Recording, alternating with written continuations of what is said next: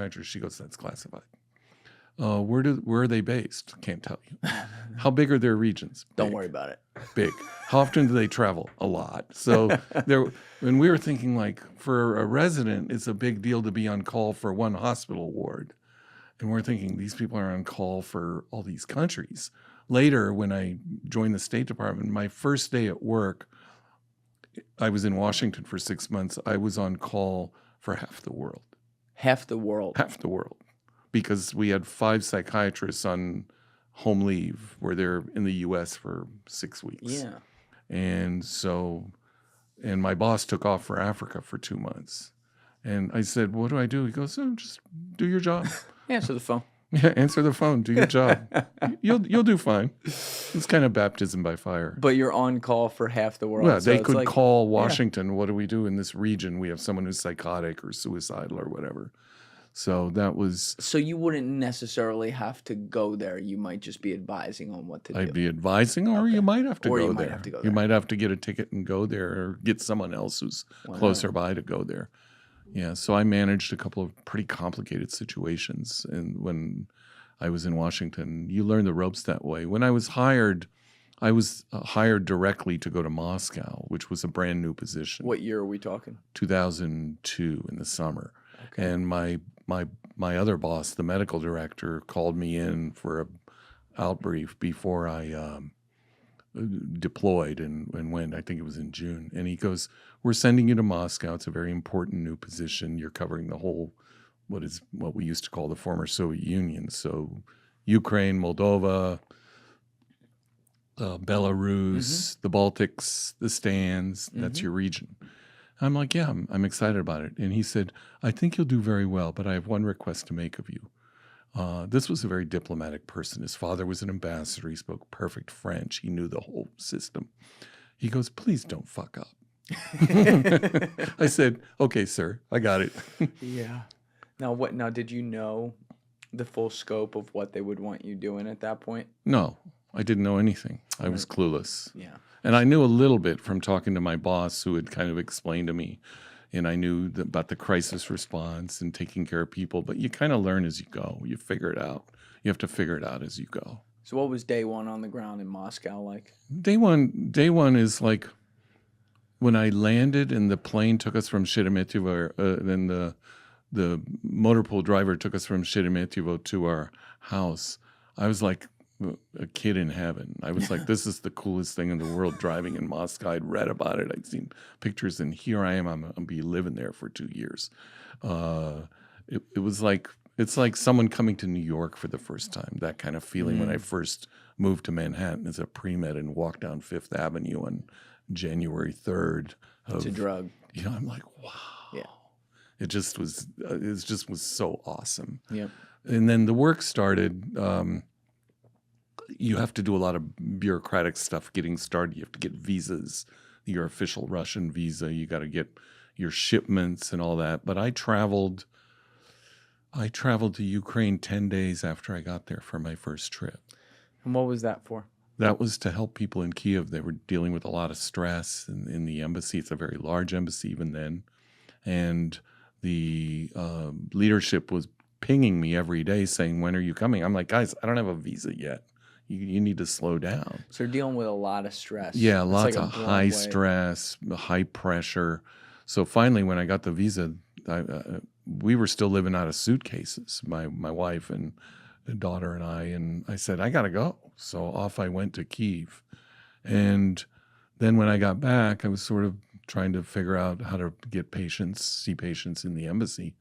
And I asked the regional medical officer, the primary care guy, and I said, I'm not getting a lot of patients. He goes, you need to travel and do your effing job.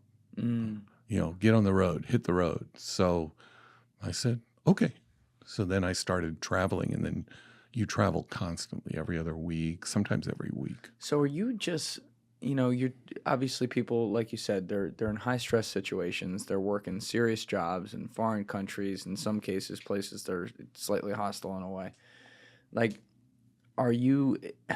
I don't want to broad stroke this, but is it a lot of regular verbal, talking it out psychiatry work you're doing with them, or are you dealing with also some more serious cases?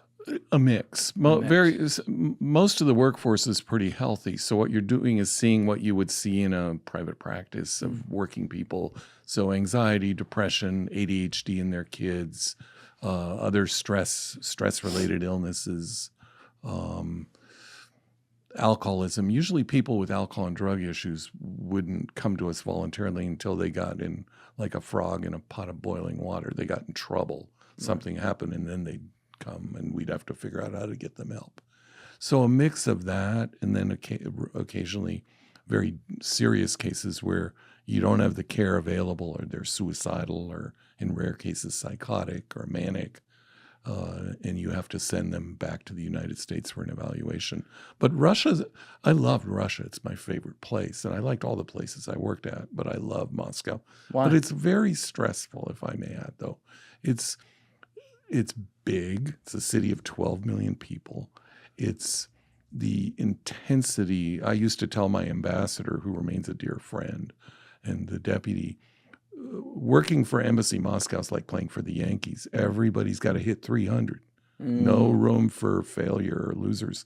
And the decisions those people make and the policy they support is on the front page of the New York Times and Washington Post and today's CNN and Fox News every day.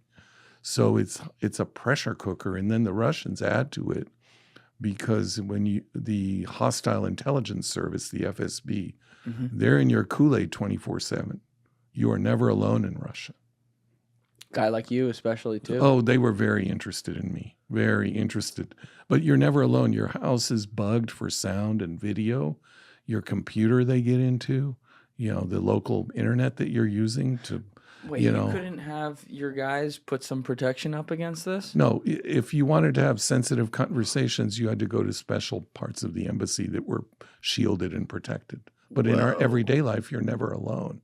And they harass you. They follow you. I was followed all the time. You get pulled over driving home. The police would pull you over. Papers, passport, driver license. They're just doing it to mess with your head, to stress you even more. You're tired. You've been working all day. You're in the middle of a blizzard driving home. You're cold. You want to get home to your family. And they pull you over and you're sitting in the car for 40 minutes and they come out and say thank you. So it's all psychological to screw with you. Did you learn surveillance tactics as a way to No, deal with but I this? could pick up with it. I never took formal training. It wasn't required for my job, but you develop good situational awareness. Living in these countries, I had pretty good awareness, so I could tell if I was being followed, it was usually they meant for me to see them, or people would pop up. I once had to be what they call the control officer for a medical officer from another agency. And so we would go out to the airport, meet them, ride with them to the hotel, make sure their appointments are all set up the next day. And when I was waiting for this guy, a Russian came up to me speaking the King's English. Dr. Dekleva, you're waiting for Dr. So-and-so. Can I be of help to you? I go, your English is beautiful, I said to him in Russian. Where did you learn such beautiful English? And he goes, well, I'm here to help. I said, thank you. My colleague is arriving on the flight. I appreciate your help. I gave him my card and said, do you have a card? And then he disappeared. He just walked away. He just vanished like in thin air. So you learn to deal with that, but it's always there. That's interesting though that they would. Now, people who work there, a lot of people can't handle that stress. They're not set up for it. Most Americans understand that you have, even though there is no constitutional right to privacy, according to the lawyers, people believe there is. So there's an expectation of privacy. They're not used to living in a society like that. I had lived in Yugoslavia and that sort of stuff, so I understood how to handle it and navigate it. When I lived in Belgrade, I went out with the girl on a date.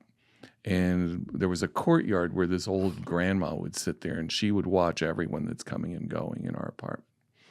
And I came back late at night. She was there knitting and I spoke Serbian. And she goes, Ken, that's a nice girl you went out with. You have good taste. I'm like, what? How'd you know about? She goes, she comes from a nice family. So you get I've been I've been exposed to that through my own upbringing, so it helps you kind of understand that that's the way it works. They're not going to hurt you, but in that sense. Now, in a terrorist country, that's different. That's different. Yeah. But it still psychologically messes with you big time. Oh, sure. So I would teach people to cope with it. You need to get out. Every 2 or 3 months, you leave Russia and you fly to Western Europe for a couple of days. You take a break, let your hair down. Go to Paris, go to London. You would tell this to people like in CIA? Everyone. Yeah. Yeah. And we actually increased the hardship allowance. I got the Washington, my leadership, put it in a cable to increase. If you serve in tough places, you get a bonus, like danger pay. Right. Hardship, they call it a hardship allowance. So disease, counterintelligence, terrorism, crime, whatever. So we got it increased because of the psychological variables that I was able to document. The stressors on people were very real. People would walk in my office and burst into tears because of the surveillance pressures. Who did you, I just want to make sure I understand this. So, like officially, I don't know, the checks that are coming to you, your paychecks, is it the State Department? Yeah. So I work for the State Department. For the State Work Department. for the but State you just Department. Deal with Everyone that walks in my office could be a person that I could help or a patient. So sometimes it's helping their families. The officer, the diplomat's doing fine, but their families are struggling. Sure. The kids struggling in school. So you're working with the families? You have to. This comes from a special forces model of care developed by a brilliant family doc named Robert Marsh, who was he was in Black Hawk Down that day. He was injured with life-threatening injuries while he was helping the wounded out of that situation. And he was the first physician for Delta Force. Wow. And he said, in order to care for the operator, you must care for their family. Then they can focus on their job, on their mission. So I had read that and took that to heart. Wow. Now, so we're a medical. I used to tell in Russia, we're the medical support system. We're like oxygen. When you got it, you don't think about it. When someone's choking you, then you realize you don't got it. Yeah, you're almost, the way you're describing it, and I can't remember, I think you might have said this off camera before we started, but you said something like there were 11 zones. Yeah, 11 regional people when I started. Now there's like 24. 250 countries or whatever. Yeah. So like you said, you're going all over. But in a lot, like, not to memify it, but it's almost, you feel like a Mr. Wolf a little bit from the movie.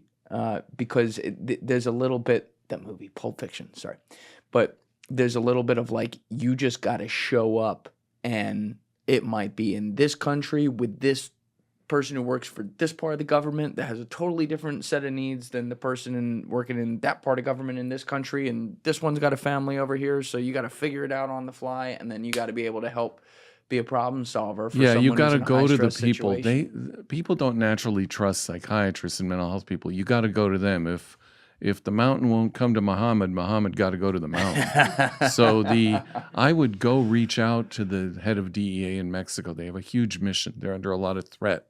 If you know the story in the movie Narcos, Kiki Camarena. Kiki Camarena, of course. Every DEA office I've been in has a picture of Kiki on the wall. Yeah. They never forget. Of course. So when I reach out to them, they were very appreciative.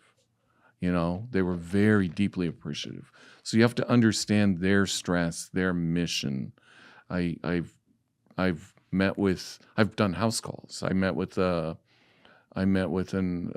diplomat from another government agency once. They asked me to see him because they had an attempted home break-in. He was targeted. Oh yeah. And because of the nature of his work. He had worked closely with all sorts of sensitive entities. And I said, can you come to the office? He goes, could you come to the house? I'm doing fine. My wife's fine. I just want you to talk to my kids. I said, sure. So I talked to the kids. They're doing their homework. How you doing? You heard about what happened. They were a little bit older. They were elementary and middle school age. I could talk to them and just reassure. Well, that goes a long way. A little bit of kindness goes a long way. There wasn't any mental illness, but it was helping cope with the stress. And the parents were appreciative. So then they tell everyone in their section or office, hey, you Talk can to trust this Dekleva. person. Yeah. He understands your needs. Is it hard to, like, when you come into some kids like that you've never dealt with before, right? It's your first time going in there, and they know, they're kids, and they know you're a psychiatrist. Something traumatic's just happened in their life. Like, they got to have a guard up. Like, is it hard to break that kind of guard down on the fly? I'm a parent. I had a kid that was Mm. their classmate sometimes. Mm. So we were living among the people we Right. serve and work with, go to church with them, see them in the gym, run into them at the store, so, you just have to balance your boundaries. What was life like for your family traveling around with you over these 14 years and going to different places? It was very hard. Yeah. It's hard on families. People that do regional jobs, the Department of State has diplomatic careers that are based like in Frankfurt, but they travel all over Central Asia, Africa, and Europe. Right. So they're gone like 90% of the time. They're never home. I mean, that's the worst travel, but a lot of them are single. But for families, it's hard. It was hard on my family. My dear wife often felt like a single parent. I'd be gone 4 or 5 days, home for 2 days, gone 4 or 5 days. She got used to it, but it wasn't easy. It's hard on families. It's hard on the marriage too, because Yeah. you're not around each other. You're not around. She And ever she's ask in a you to foreign leave? country. No. No. I mean, like, leave your job. There were a couple times when that conversation came up, is if it's not working, I told her if it's not working for us, then I'll walk back. I'll go back to get another job in the States. Mm. But by and large, it worked. My daughter spent 8 years overseas, graduated in high school, moved back to Texas. My wife spent, I'm getting this right, a total of 11 years. No, she was overseas. I think 9 years. So, but you were in for And 14. we were separated because of my work for 3 years. I was in Washington, she was in Texas, so I'd fly home on the weekends. Whoa. And then I was in London for a year, and she was in Texas. And then I said, I think I've had enough. And then I went home. How do you like? I've never been married before, but I'm gonna be someday. How do you make something like that work when you're doing an amazing thing and your job is at like the highest level with high stakes, especially within your industry, like you're serving your country and the people who are kind of like the tip of the spear. But obviously for everyone, family is the number one thing, and their marriage is the priority. Like, how do you keep a marriage, I don't know, healthy during such a long time period like that where there's so much sacrifice? Well, it's a challenge, and the divorce rates among people that do this kind of work. Right. Friends of mine in the State Department, some in the agency, DEA, FBI, where your work takes you away all the time. You've had agency people in the show. They have 2 jobs. They have a day job, and then on weekends and evenings, they're doing their, quote, real job. So they're working long hours. It takes a toll. Yes. They're traveling. It's very difficult. And I would have to counsel people whose marriages were in trouble and falling apart in a lot of countries that I served in. And so it was very challenging for people. And you have to balance it. You have to have a strong foundation. I'm very fortunate. I've been married, 35, 36 years now. That's awesome. And I got grandkids and all that. Life is bueno, as a friend of mine says. But the thing that I wanted to do that I deliberately did to help my family is send them home every summer and pay a lot of money out of pocket for airplane tickets to go home to Texas throughout the year when there was school breaks, things like that. So number one, they could be around family and stay connected, all of us. And number two, my daughter would not forget her American and Texan roots. A lot of kids that grow up overseas get lost. Third culture kids, they don't have a sense of identity of who they are. So I think, and they miss out on American type things like my daughter, when she was 16, she learned how to drive. I'd take her out in Dallas and drive around. And then I talked to one of the admin people in Mexico where I was stationed at the time. I said, can she drive in Mexico with a permit? He goes, yeah. So on Sunday mornings, we would drive out to the airport and then back home to practice, about a 2-hour round trip from our house. And I said to my daughter, if you can drive in Mexico City, you can drive anywhere. She's a good driver. Yeah, but the benefit, though, of this, obviously it is tough, especially growing up. Like, just obviously I didn't do it, but speaking with people who grew up around the world because their parents were diplomats and stuff, like, it's difficult. But your cultural appreciation and ability to adapt is on, at least from what I've seen in the anecdotal people I've spoken with, seems to be on a different level. So I would imagine, your daughter and even your wife have some skill sets in dealing with people that, people like us don't. Well, my wife is Asian American. She grew up in Asia until she was 10, and where in Asia? In Philippines, and then came here, and then of course our travels have, we've had to learn as individuals and as a family to adapt to all sorts of different cultures. That's not easy when you live in one place for 2-3 years. You get used to it, and then suddenly your time is done and you have to go to a completely different culture. Yeah. I have a cousin who works for the State Department. Just put huge air quotes on that. I give him shit every time. It's definitely not the State Department. But he goes around the world in, different rotations. And I'm telling you, I won't say the countries, but you want to talk about going from opposite country to opposite country. Like, every time, it's probably been like 5-6 rotations at this point. Every time, like, where are you going now? There's nothing in common with the last Well, place. I went from Russia, my first tour, to India. So coming from Texas, I didn't have any cold weather gear. So I ordered $2,000 of LL Bean for all of us, and then my boss in Washington walked in and said, "Oh, we may change your orders to Cairo."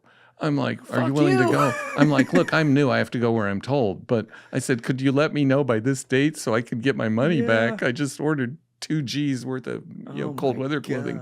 So, but that cold weather gear isn't really useful in India. And then we went to Mexico, where it's a temperate climate, and then went to Vienna after that. So then we got the cold weather gear out for the winters. What was the total? Like, what was your exact order just over the 14 years? Exactly. Let's see. Moscow for 2, in New Delhi for 2, Mexico City for 2, Vienna, Austria for 2, then Washington for 2. No, Vienna, Austria for 2, then Moscow for 3. I was going to do a 4th year, and they pulled me back to go to Washington for 2 in a leadership role. And then I went to London for a year, and so that was my 14 years. Yeah, so you're doing a lot of opposites too in there. Yeah, I'm picking up for sure. I like the tougher places the most. I like Moscow. Don't get me wrong, I love Vienna. I have family there, but it was job-wise, it was not as exciting. I mean, I love the Balkans. Yeah, I loved Russia. I loved the challenge. I loved India, going to the war zones and dealing with all South Asia. The war zones. Yeah, in Mexico, I went all over Mexico, the consulates. There are 10 or 11 consulates, all of Central America, all of the Caribbean. I've been to Havana, Cuba twice. I've been to Haiti 5 times. They let you in Havana? It was hard. The first time I applied, they didn't give me a visa right away. Then I sent another application in, and they must have checked with the Russian security service, because then I got an answer back in a week. And they're like, "This guy's okay." But they were all over me. He's been hanging here. In Havana, when I get there on one of my trips, I was in the diplomatic line, and they didn't know I spoke Spanish.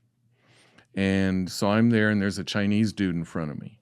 And then when I go outside, I go taxi, and he goes, "Where?" I said, "Hotel Nacional," which is a famous, beautiful Art Deco hotel right on the ocean. And then this dude wearing a suit slides in next to me, and the driver goes, "My cousin." And then they start talking. I knew he was a Cuban intelligence officer. It's very hostile surveillance. Right. I knew who he was, and I knew he wasn't going to hurt me. It's not like Mexico. He wasn't gonna hurt you? Well, if that happened in Mexico, I'd get out of the car. Then I'm being kidnapped. Oh, you're more worried about a Mexican intelligence than I'm worried Cuban. about a cartel guy getting in the car, Should've known that. but a Cuban intelligence isn't going to hurt me. He just wants to, make sure I go to the hotel and don't go anywhere else. So when they, How do you know that? I just know it You because just I've know been that? You don't surveilled think by he's these gonna take people in a my couple previous fingernails? life. No. No? And so the driver tells him in Spanish, "Oh, I thought you were going to go with the Chinese guy." And I burst out laughing. And then they kind of go, "Oh, it's a little awkward moment." And I said in Spanish, "Yeah, thank you guys, gentlemen. Just get me to the hotel safely and on the way point out the cigar factory." So good call. I get to the hotel and my room's not ready. They said, "Dr. Dekleva, we have to prepare your room." Yeah, they're bugging Prepare my room. So I said, "Could I get a mojito and a cigar?" They go, "Absolutely. Here's a mojito." And the cigar store's downstairs. So I sat out on the veranda with all the tourists and lit up a Cohiba and had my mojito. An hour later, they said, "Your room is now ready." So you just have to understand 40 these camera things. angles of you when you walked in That's there. fine. As long as they don't hurt you. I don't care. You just got to strip down naked and pace around the room. Just rub it in their face, whoever's watching. Yeah, that's for a different type of person. Yeah. Pause. But real quick, Doc, I just got to go to the bathroom, but we'll be right back. All right, we're back. What was Cuba like, though, to experience? Because, obviously I've never been there, but I've heard stories before about people who've gone for various reasons, and they'll be in a cab with a guy who's like a neurosurgeon, but he's driving a cab that looks like a car from the 1960s to support his family. Did you see things like that, or did it feel like almost like a throwback society? What was it like?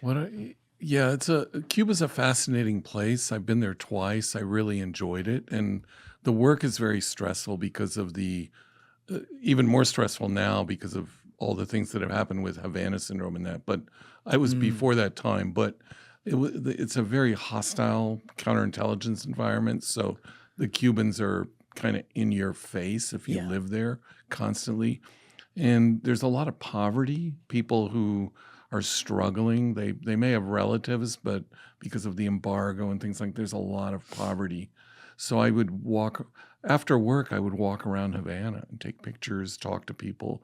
And ordinary Cubans would come up to me and ask me questions like, "Have you been to Miami? Do you know my cousin?"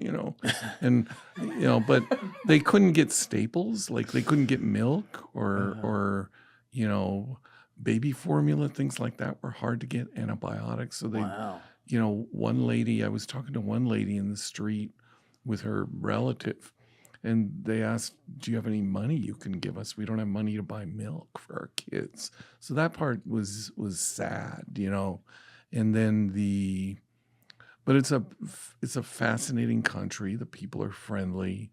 I'd walk around Old Havana. I went and had a drink at Los Ambos Mundos, which is the famous bar where Hemingway drank. And I had Cuban minders that were following me everywhere, and I bought them a drink. You did? They're informants. They're not the agents. Right.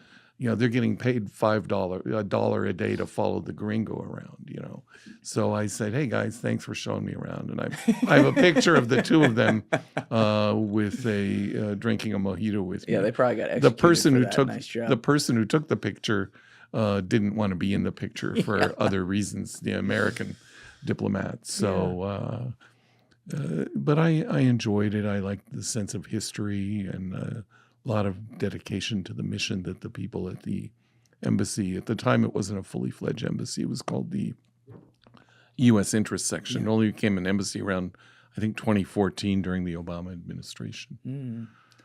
But it was a challenging place for people because they would have to go every 3 months. They would have to fly to Miami to get medical care appointments, dental care, 'Cause they can't get it there.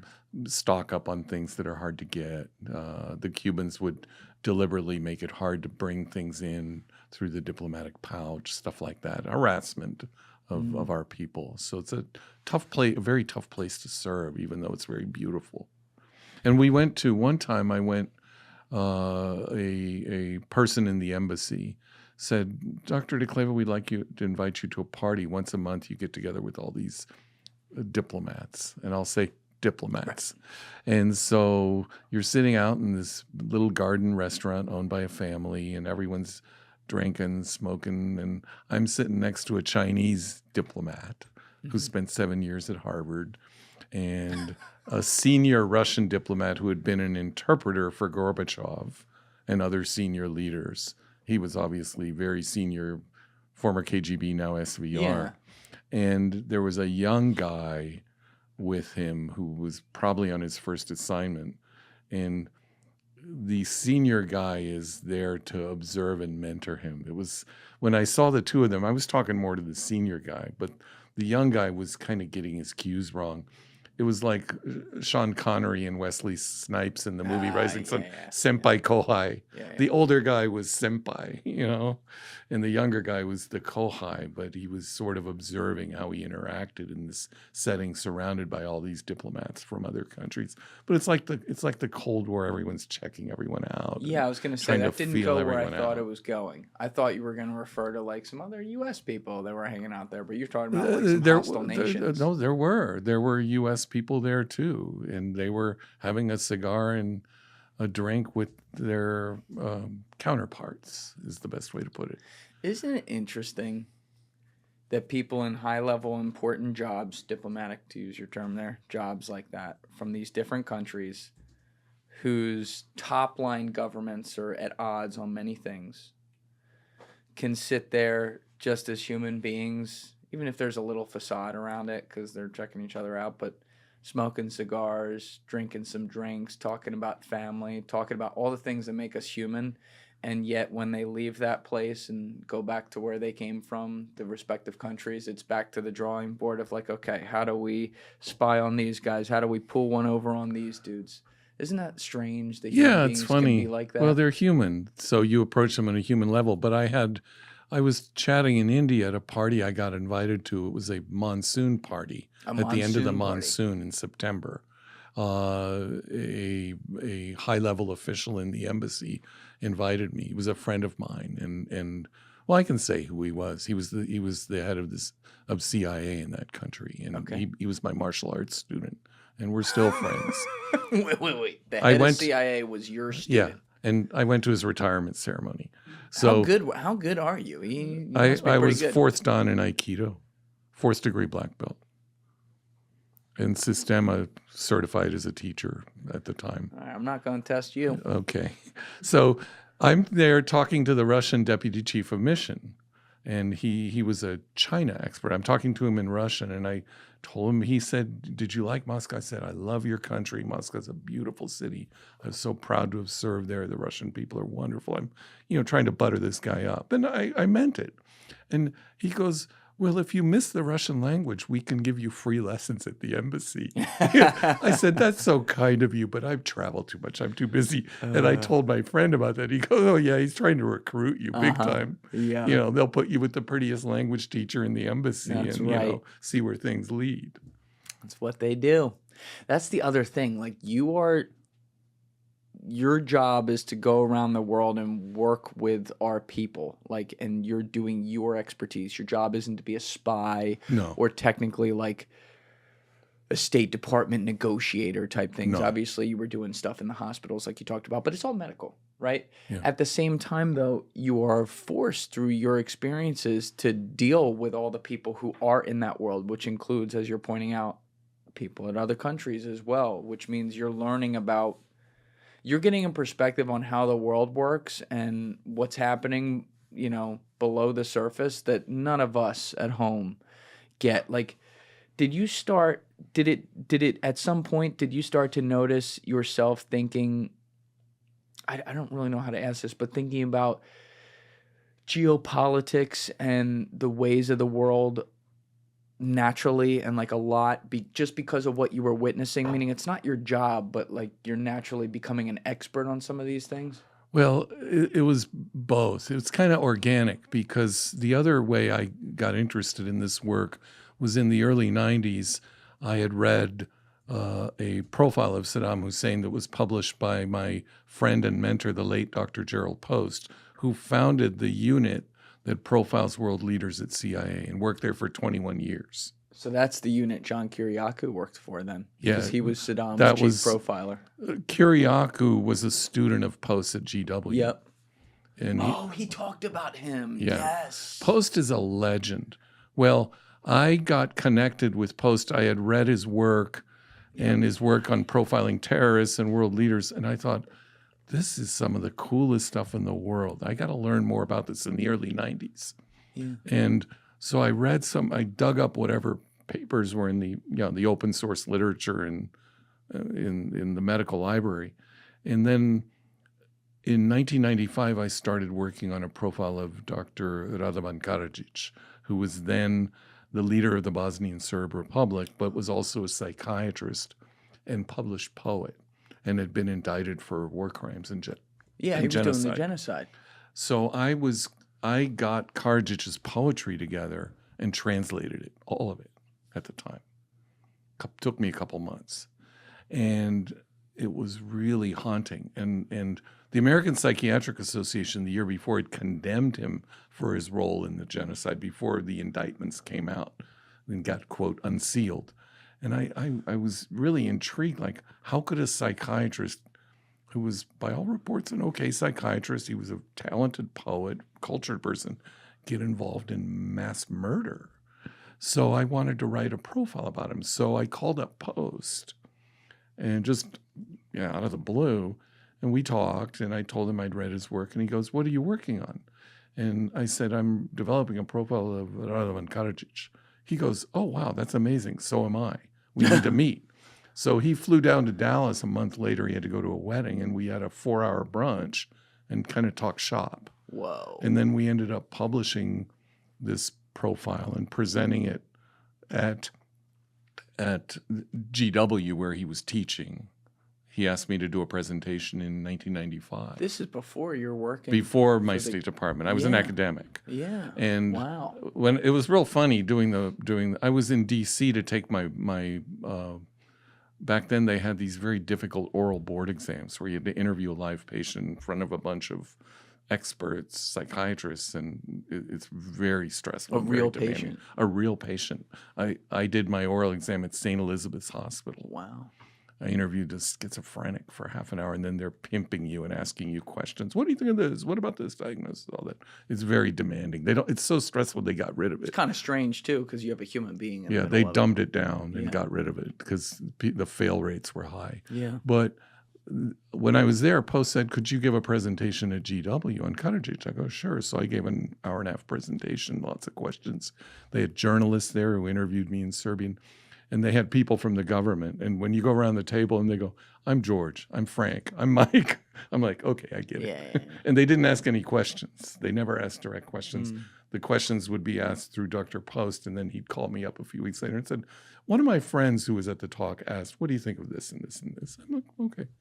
So we published and presented this work in various academic conferences, and then you said, later, I'm sorry, if you don't mind, I want to go back to something because we got off it. You said when you studied his poetry, it was particularly haunting. Yeah. Why was that?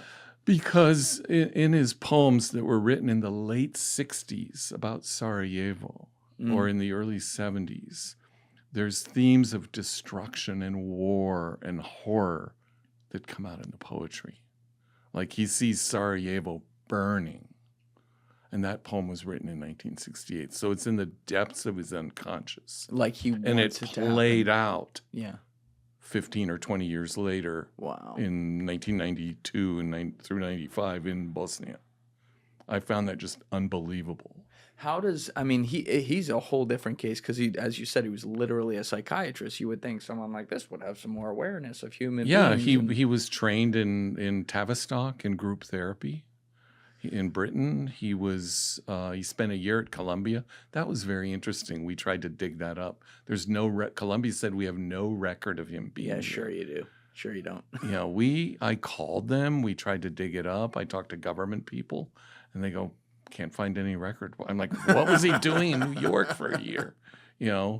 And he's not on the rolls on the registry. Every student's on the registry. Well, they had whiteout. Yeah. You know. Back then. Yeah. So and he was a talented poet. Now, one of the biases that creeps in is once he got charged with war crimes and genocide, people said, "Oh, his poetry is crap." But he got all these awards at the time, and now with his ego and his vanity, he said, "Oh well." He gave an interview where he said, "I'm the greatest poet in the Serbian language." That's probably a stretch, but he was a decent poet. So I enjoyed trying to understand his how that plays out in his political decision making and his frankly his cunning. He managed to evade capture for close to 15 plus years, and even now when you drive in the Bosnian Serb Republic, there are posters of him. He's a hero. He's a hero. Yeah, to them. Genocidal maniac's a hero. Yes. All right, let's start here. How does a guy like that, especially with the background he has, psychologically speaking, from your expertise, and you also literally studied him individually, how does a guy like that get his mind to a point where not only can he accept genocide, he can start it and cheer it on. And justify it. He said in a famous quote, "I'm willing to sacrifice an entire generation of Serbs so that the Bosnian Serb Republic can be pure," i.e. cleansed of Muslims. Exactly. Yeah. So how did he go from being a psychiatrist who empathized with patients, took care of patients, wrote poetry, to a person who was responsible for genocide? He, quote unquote, and this came out in his trial, he said, with Srebrenica, this is the tragic attack in July of 1995 where 7,000 Bosnian men, women, and children were slaughtered in one day. He said, "I took full command responsibility for the actions of the Serb military, the Bosnian Serb military in Srebrenica, and I am satisfied with the outcome." So that goes to legal doctrines of command responsibility, going back to the Nuremberg trials and the Tokyo war crimes trials in World War II. Yeah. So Karadžić was a figure. There was he was an interesting creative figure, but he obviously had a lot of dark matter in his DNA that came out. The destructiveness and the brutality of what his government and his forces carried out is stunning. And now Robert Lifton, a legendary psychiatrist and scholar, had written about this in the Nazi Doctors. So in trying to understand Karadžić, I went back and read that work about the T4 euthanasia program. T4 euthanasia program.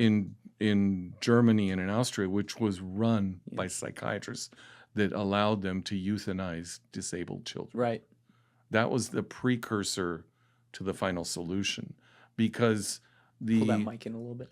In order to commit genocide for a country, you have to dehumanize the other. That's right. And in Germany, they used a phrase. My German's not so good, but in the translation would be "life unworthy of life," or in the Bosnian Serb case, they had to dehumanize the Muslims and say that they were unworthy. And these debates in Serbia and in the Bosnian Serb part took place in the 80s and early 90s on the front page of the news every day. It wasn't secret. The dehumanization preceded the genocide. You have to create hatred first. And every genocide that I've studied carefully in doing this kind of profiling research has that component. Rwanda, same thing. The radio had to create the hatred against the Tutsis. Why do we do this over and over again? Because we're human, unfortunately. The people, Post and I wrote a review of a very brilliant psychobiography of Adolf Hitler written by a psychiatrist who taught at Yale named Fritz Redlich. And one of the things we wrote in that review was that as long as people are human, these kind of leaders will periodically emerge and we'll be asking that same excellent question that you just asked. Because they don't do it because they're mentally ill. Karadžić is not mentally ill or psychotic or it's evil, and we don't. Evil is a theological and moral term more than a psychological term. We can use psychological terms like psychopathy, Sure. but evil is broader. It has more depth to it. I testified in a capital murder case once, and a prosecutor asked me, "Doctor," he handed me the DSM-4 and said, "Can you look up the diagnosis of evil in the index?" And I knew where he was going with this because it's not there. I said, I looked, took my time, and said, there's no such diagnosis. This is a moral concept. So I think that's the way, from studying leaders like Karadžić. Later, Post and I studied, wrote about, and presented our profile of Slobodan Milošević in 1999, the week that the war started. Oh, you did one on that too? Yes. And then, of course, my studies of Vladimir Putin, who's been indicted for genocide. Yes. These are questions I've wrestled with my entire professional career, trying to understand exactly what you're asking. Yeah, I sit up at night thinking about this stuff because, like, I just have a little goddamn podcast here, but I have people in, and sometimes these dark things that are realities in our world, certainly they come up and people talk about them, and it makes me think about it a lot more because, I'm in a job where I connect with people of all different backgrounds. That's what I love. But we still have a thing in us, and I guess it's like a mental wiring that we are all capable of if pushed in the wrong direction in some way, as dark as that is to say, where we could justify hating someone else, starting with hating someone else because they're X or Y different than us, and whatever construct we invent for that, and then somehow get that down a slippery slope to where it's like, yeah, no, they're less than human. And that's it's just frightening to me that when we live in a world now of 8 billion people interconnected like this all the time, where we're all a part of the human race, that we could still separate it out and try to tier it. Some people, obviously, not all people. And in today's world, it's more dangerous because social media Yes. can be it's a good thing. Social media allows me to call my mother in Austria on WhatsApp for free, but social media can be a fire accelerant for hatred. That's right. It's a slippery slope of, you tamp down on it, you're tamping down free speech, and that always goes worse. But I always say, like, I'm always going to be a free speech guy. What we have to understand as human beings is that is painful too. Yeah, free speech is it's a painful thing. The hard thing too with the Serbs and even the Russians that I interacted with a lot of ordinary Russians, Sure. a lot of ordinary Serbs because they speak the language, and you can have people who are well educated, they studied in the West. They went to the top universities in Europe or in the United States, Ivy League level schools for their profession. But when you talk about things like what happened in Bosnia, they're like, we had to do the right thing. They have a blind spot. That's right. Or the Russians who are saying, we have what we're doing in Ukraine is justified. Even though they're well traveled, they've traveled throughout the world, through Europe, they're multilingual, multicultural, but they have a blind spot when it comes to certain types of nationalism. Can be a good thing. It makes us root and say rah rah and weep and salute the flag, and that's all wonderful. I'm as patriotic as anybody, but it can go down a dangerous slope when you combine it with other types. That's of thought. right. That's a great way to put it. There should be nothing wrong with feeling national pride and loving your country, regardless of where you are in the world. I feel very lucky that I was born in America. I'm biased. I think it's the greatest country, though. And I understand other countries don't have the freedoms we do. But when people are born somewhere and they're part of that culture, even if it's a country that's in a down period, you have pride about where you're from, and that's a great thing. But to your point, when you then use that to point your finger somewhere else about whatever problems may exist, no matter how big or small they are, and say they exist because of them, it gets very, very ugly.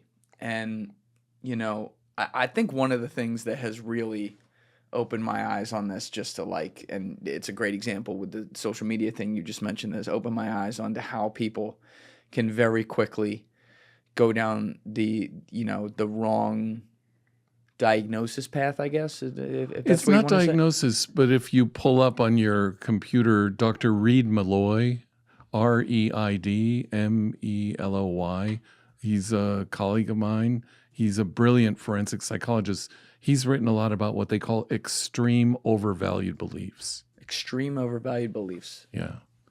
What is that? Well, they're looking at people like, there have been cases where, if you look at the division in our country, that's the paper with Reid and Tahir Rahman. My eyesight's bad. Yeah, let me read the definition just so people have context. An extreme overvalued belief is shared by others in a person's cultural, religious, or subcultural group. The belief is often relished, amplified, and defended by the possessor of the belief and should be differentiated from a delusion or obsession. Over time, the belief grows more dominant, more refined, and more resistant to challenge. The individual has an intense emotional commitment to the belief and may carry out violent behavior in its service. Yeah, that's if you look at the example like in Russia today, a large percentage of the population agrees with President Putin's longtime belief that Ukraine is not a real country. He told that 20 years ago to President Bush. He told it to then ambassador. He's always said it. Yeah. He told it to Ambassador Bill Burns at the time when Ambassador Burns was ambassador from 2004 to 2008 in Russia, and of course later became Deputy Secretary of State and CIA Director. So it's a long-held belief, and it's how do you challenge this? Or like when you look at when I was a resident. We saw victims who had survived the Branch Davidian fire. And you have to put your bias aside. You're thinking they're followers of David Koresh, who led the Branch Davidians down this horrible, tragic path. And they were grieving the loss of their friends in the fire and of Koresh. Many of them had post-traumatic stress that were presented that we interviewed. So So you can have cults that have extreme overvalued beliefs. There was a cult in the mid-'90s in San Diego, I think it was called Heaven's Gate, where they all killed themselves. Of course, you had the famous one in Jonestown. Yeah, Jonestown. You had, if you look at the study of intense religious beliefs, when does that crawl in? It's very complicated. Oh, yeah. I've seen, though, the thing that has really alarmed me recently in how quickly people can turn on stuff is the revisionism of Hitler that is happening online. Now, I don't want to overstate this. It's not like, half of people are actually revising this. It's a small percentage, but the fact that it's any real percentage at all is crazy. And to me, what it is you currently have a government in Israel who is, I will say objectively, at this point, practicing a disproportionate response, and people are seeing what that looks like and how ugly that is on the other end, and the children and women and the innocents outside of Hamas, obviously not including them, that is going on, and they are angry about that. And so they are now taking that anger for the decision of a current government in 2025 and saying, therefore Hitler had a point leading up to World War II. I don't know how much you've seen this. This is a very real thing online. Well, I've seen it. I've seen it when I lived in Russia. I was seeing already the glimpses of it in the kind of restoration of Stalin as a hero. They're saying he industrialized the Soviet Union, which is a true statement. He made us a superpower. We got nuclear weapons. Those are all true statements. He made people proud. I've had Russians of that generation say, I feel very proud when I think about my childhood in those days. I was a pioneer. I remember the pride when I first put on that red scarf for the first time and had a pin. They remember that moment 40, 50 years later. How about the tens of millions of people he killed? Well, that when you ask that, they're like, well, these are the costs. They're just, or well, you look at China with Mao. Xi Jinping is in my profiles I've written about they're really trying to talk about the great rejuvenation of the Chinese people and the good things that Mao did. They're papering over not only June 4th, 1989, which was the anniversary this week, but the Cultural Revolution, the Great Leap Forward. You know, Mao, 50 million people died in Mao's reign, Yeah. probably 30 million in Stalin's. So people can paper that over, and the same with Hitler. I've had Austrians and Germans tell me Hitler did many horrible things, but he built the autobahns, and you know, so you rationalize the behavior. So when you study these foreign leaders, you have to study their followers and how they're able to get otherwise very intelligent, rational people to go down a different kind of rabbit hole. And they're not crazy. People say, oh, they're delusional. They're not crazy. There are so many divisions now in our country, and there are psychiatrists out there that think that have written that anybody, and they're labeling half the country crazy or more, 53%. Anyone who voted for President Trump is delusional, Which or is MAGA. that's crazy. But they're not having conversations with people. The divide is so wide. Well,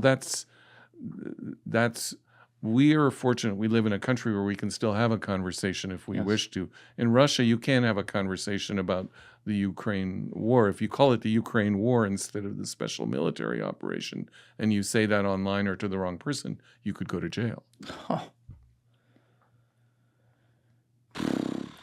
So that was the other way that I got interested in this kind of work, through my work with Dr. Post, and then combining my interest in that area with working as a diplomat, as a regional psychiatrist and physician. And when I got out, I'd always kept up with the profiling world. Then I wanted to write about Putin. So I wrote my first profile of Vladimir Putin in March of 2017. Now, what did you write about him? That we misunderstand him, that we don't truly understand him, that the labels one uses to try to figure out what a leader can do, including psychiatric labels, are not terribly helpful. I mean, I certainly think, as I've written about Xi Jinping and Kim Jong-un, I call it the 3 R's. They're rational, they're ruthless, and they're very, very, unfortunately for us, very resilient. Wait, so you view Kim Jong-un as rational? Absolutely. Why is he rational? He wants to stay in power. He wants to continue the Kim family rule in North Korea. How's it rational, though, to completely starve all your people, have them dying around you, and lock them out of the world like the Truman Show? I don't understand. Don't get me wrong. I'm not therefore calling Xi Jinping rational as well, but I could see how you could make the argument that civilization carries on while he's in charge. Whereas Kim Jong-un, I mean, these people don't even have an understanding of the outside world. Actually, I want to correct you on that statement. Okay. The North Koreans are the North Korean diplomats and government, and the people that present, that present their opinions to Kim, are exquisitely well informed. I would believe that, but the actual citizens, not so much. It's going to be the elites, but they know what's going on, but they still believe in their system. So all right, so can you explain, like, psychiatrically, the full-blown reasons why he's rational then?